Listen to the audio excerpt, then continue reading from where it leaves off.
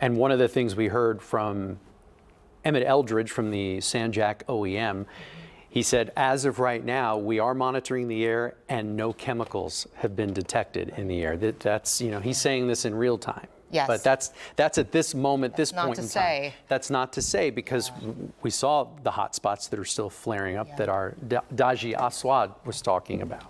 But certainly, you know, with the host of chemicals and solvents that are housed at that facility, it certainly will raise a lot of red flags.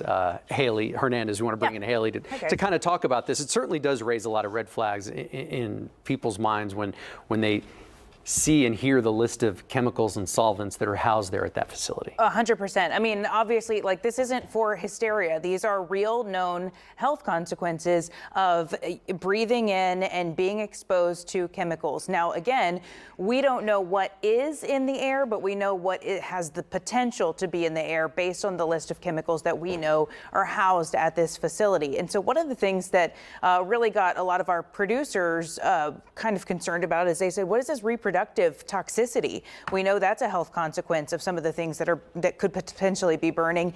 And so I looked it up. You know, according to the National Institutes of Health, they have a definition for reproductive toxicity, and it means that these chemicals may impact your fertility or the development of a baby while someone is pregnant.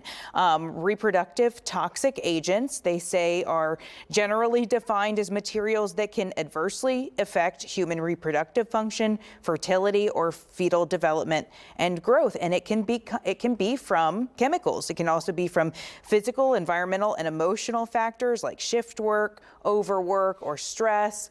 You know, I mean, so never downplay, you know, the shift work and the stress too. It can be just as hazardous as these things that are burning. But, you know, I say that too to just let you know, like, don't take these shelter in places lightly. I mean, they are doing it for your health, and this can mean life or death. So in the coming days, maybe even weeks, we might learn more about what exactly is in the air and what's being carried all across the area. You know, we know that the wind is carrying these chemicals to other places. And, you know, sometimes you don't know about things until, you know, years later when these health consequences do arise.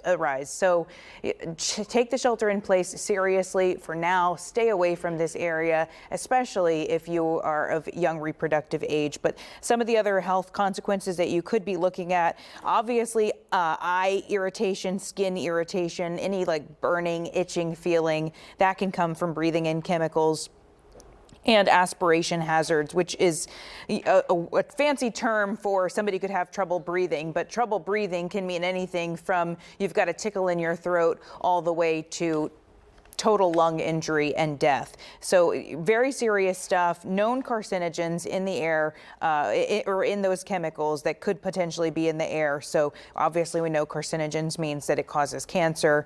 This is just really dangerous stuff. And, you know, they said earlier, it's, you know, same type of chemicals that you might have underneath your kitchen cabinet, but again, not stuff that you want to be handling with your bare skin, with your, you know, don't want to have your eyes out there without the proper safety, what's the word I'm looking for? This proper safety protective gear in place. So know that these are real dangers to you and your family if you're in that area.